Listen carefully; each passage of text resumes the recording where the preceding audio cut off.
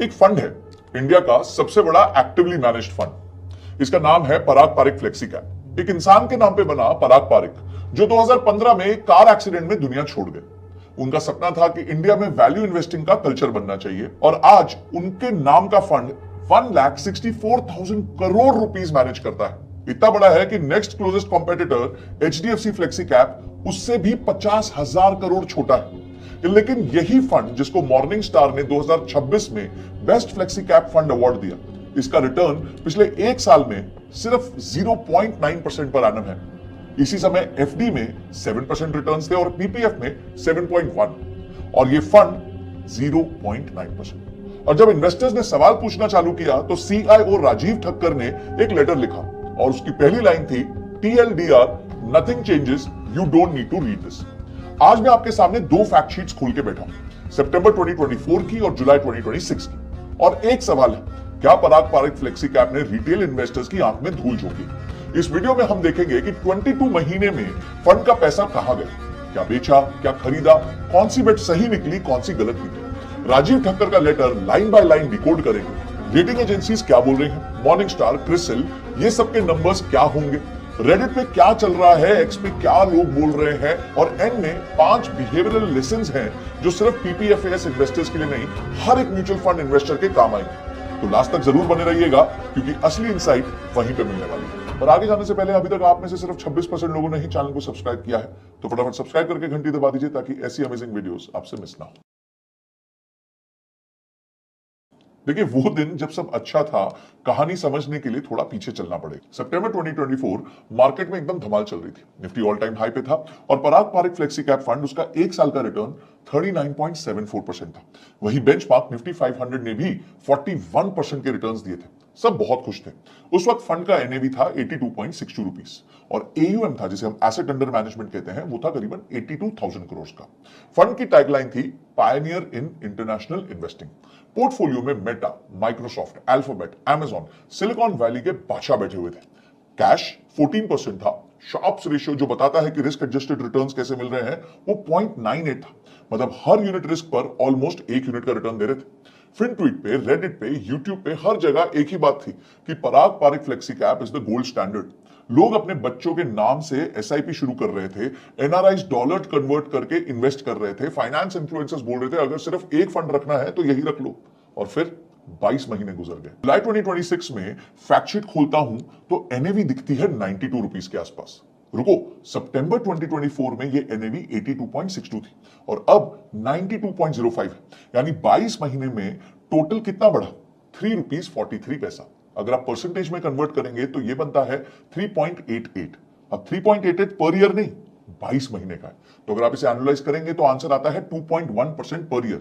इसका मतलब समझते हो? अगर किसी ने सितंबर 2024 में 1 लाख इन्वेस्ट किया होता तो आज उसके पास 1,03,880 रुपए होते 22 महीने में। सेविंग्स अकाउंट में पैसा रखा होता ना तो भी इससे ज्यादा हो जाता। और जो एसेट अंडर मैनेजमेंट है वो हैरान कर देने वाला है। जहां सितंबर 2024 में 82,000 करोड़ था, अब यहां पे ना एक बेसिक मैथ्स करते हैं। अगर एनएवी सिर्फ 3.88% बढ़ा है तो रिटर्न्स की वजह से जो एयूएम बढ़ा है वो 3,000 करोड़ बढ़ा है। बाकी 63,000 करोड़ कहां से आ गया? और इसका सीधा जवाब है आपके और मेरे जैसे लोगों की एसआईपी से, नए इन्वेस्टर्स के पैसों से। यानी कि अगर आप एयूएम ग्रोथ को देखेंगे तो 95% से ज्यादा एयूएम ग्रोथ इसीलिए आई है क्योंकि उसमें फ्रेश इनफ्लोज हुए हैं एसआईपी या लमसम की वजह से।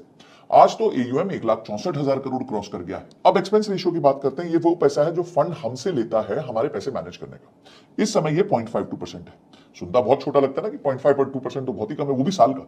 लेकिन जब आप 1,64,000 करोड़ से 0.52 को मल्टीप्लाई करते हो तो इसका आंसर आता है 850 करोड़। यानी सिर्फ इस एक फंड से पराग पारिक एएमसी को साल का 850 करोड़ का रेवेन्यू आता है। और अगर यहां आप रेगुलर प्लान देख लो तो उसका नंबर चला जाता है 1,500 करोड़।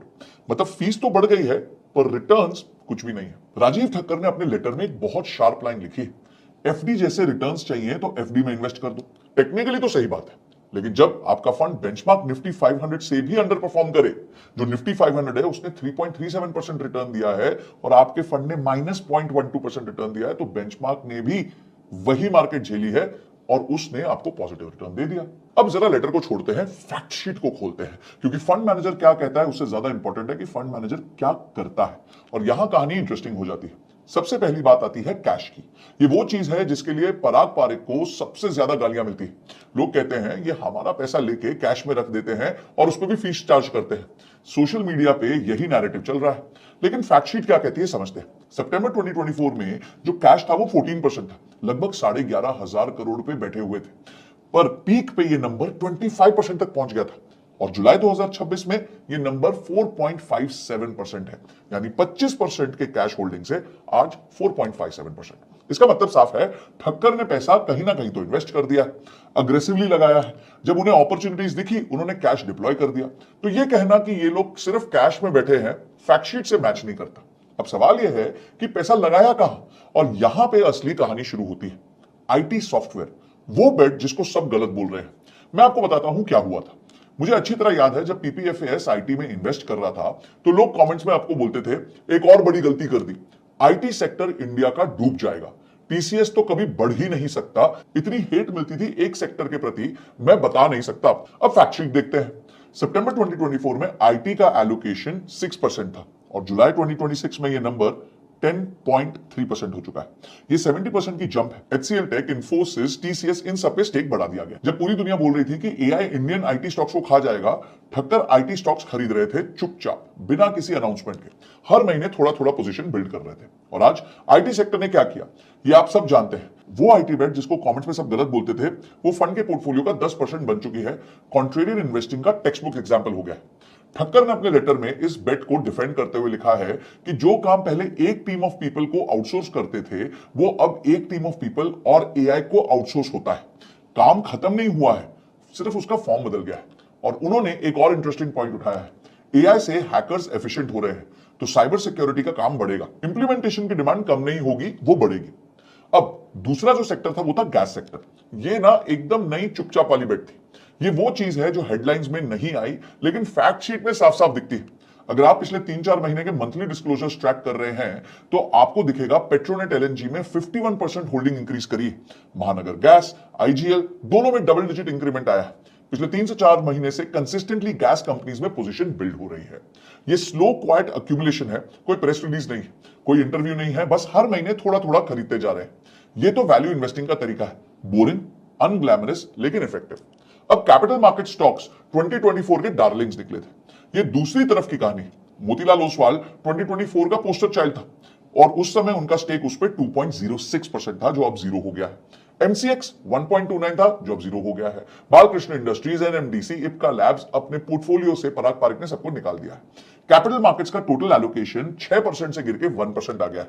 मतलब ठक्कर ने 2024 के विनर्स बेच दिए हैं और बीटन डाउन सेक्टर्स में पैसा लगा दिया है।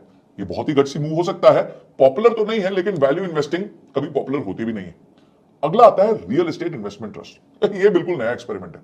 सितंबर 2024 में ये नंबर 0 था, जुलाई 2026 में 4% से ज्यादा है। Embassy office parks, Brookfield India, ये रेंटल इनकम वाले एसेट्स हैं। जब इक्विटी रिटर्न्स फ्लैट हो रहे हो तो रियल एस्टेट से रेंटल यील्ड मिलता रहता है। ये डिफेंसिव मूव है पोर्टफोलियो को स्टेबिलिटी देने के लिए। अब कहां कहां अपना स्टेक बढ़ाया गया है। भारतीय एयरटेल में पहले 0 था, उसको 3% कर दिया। टीसीएस 0 था, उसको 2.82% कर दिया। सीआई ऑटोमोटिव में 73% होल्डिंग इंक्रीज कर दी है। मैं आपको होमवर्क दे रहा हूं, जाके पता करो ये कंपनीज करती क्या है। बहुत इंटरेस्टिंग बिजनेस है। ये सब कन्विक्शन बेट्स है।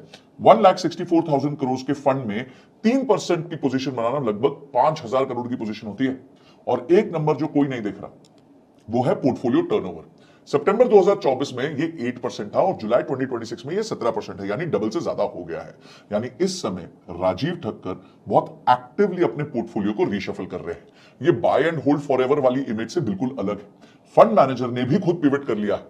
.com बबल याद करो, इंटरनेट ने दुनिया बदल दी थी, लेकिन कितने इन्वेस्टर्स का पैसा डूबा? बहुत सारे। ठक्कर का स्टैंस भी वही है। एआई में कौन विनर बनेगा किसको नहीं पता। Open AI, Claude, Gemini, Grok, DeepSeek सब लड़ रहे हैं, और जब रेस में इतने रनर्स होते हैं ना तो बेट लगाना मुश्किल हो जाता है। इसलिए उन्होंने एआई कंपनीज में डायरेक्टली इन्वेस्ट नहीं किया, लेकिन आईटी सर्विसेज कंपनीज में इन्वेस्ट किया जो एआई की इंप्लीमेंटेशन करेंगी। जैसे गोल्ड रश में सोने के पीछे मत भागो, बजाय उसके बैठ के फावड़ा बेचो तो ज्यादा पैसे बन जाते हैं। अब आते हैं उस लेटर पे जिसने सोशल मीडिया पे आग लगा दी। 4 अगस्त 2026 को राजीव ठक्कर ने नोट टू यूनिट होल्डर्स लिखा। पहली लाइन थी TLDR, nothing changes, you don't need to read this. अब सोचिए 1,64,000 करोड़ का पैसा मैनेज करते हो, लाखों फैमिलीज ने अपनी रिटायरमेंट की सेविंग्स, बच्चों की एजुकेशन का पैसा आपको दिया हुआ है और आप कहते हो पढ़ने की जरूरत भी नहीं। रेडिट पे एक यूजर ने लिखा, this is nothing but an AUM management solution. The Ken ने हेडलाइन लगाई, Parag Parikh mutual fund the rebel that finally confirmed. Medium पे डिटेल्ड आर्टिकल आया, is PPFAS drifting from its philosophy. लेकिन पूरा लेटर पढ़ोगे तो कुछ इंपॉर्टेंट चीजें मिलती।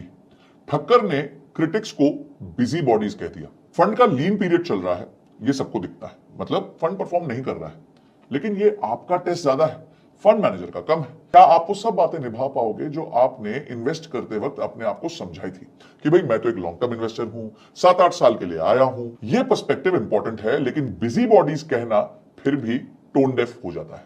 जब लाखों फैमिलीज का पैसा मैनेज करो ना, तो थोड़ी ह्यूमिलिटी तो दिखानी चाहिए। ठक्कर ने एक रिवीलिंग कंपैरिजन दिया।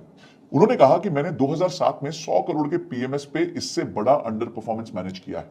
और देखिए 100 करोड़ वर्सेस 1,60,000 करोड़, स्केल में जमीन आसमान का फर्क है। लेकिन ठक्कर का पॉइंट भी वैलिड है कि अंडर परफॉर्मेंस का AUM से लेना देना नहीं है। HDFC फ्लेक्सी कैप भी 1 लाख करोड़ से ऊपर है, उसके लिए कोई नहीं बोलता कि AUM बड़ा हो गया है, परफॉर्म नहीं करेगा। निप्पॉन इंडिया स्मॉल कैप का AUM देखो, वो तो अभी भी रिटर्न्स दिए जा रहा है। और मैं एक और फ्रेमवर्क देना चाहता हूं, स्किल बीट स्पीड। मतलब म्यूचुअल फंड कोई स्पीड का गेम नहीं है, कौन जीतेगा, कौन जल्दी बाय सेल करता है। अगर फंड मैनेजर में स्किल है तो वो लॉन्ग रन में हमेशा जीतेगा, इररिस्पेक्टिव ऑफ फंड साइज। उनके पास रिसर्च है जो दिखाती है कि सबसे छोटे AUM वाले फंड्स ने एक्चुअली सबसे कम रिटर्न्स दिए हैं हिस्टोरिकली। छोटा होना मतलब एजाइल होना, ये कंप्लीट मिथ हो सकती है। अब रेटिंग एजेंसीज क्या बोल रही है, यहां पे एक फैसिनेटिंग कॉन्ट्रडिक्शन है।